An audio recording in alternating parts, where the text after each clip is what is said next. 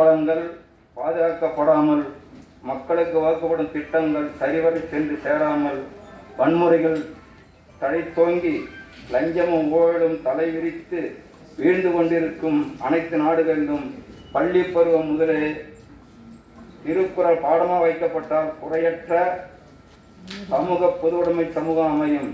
நாடு இயற்கையில் கொஞ்சம் அமைதி பூங்காவாக திகழும். எனவே திருக்குறள் தேசிய நூலாக்கப்பட வேண்டியது அவசியமாகும்.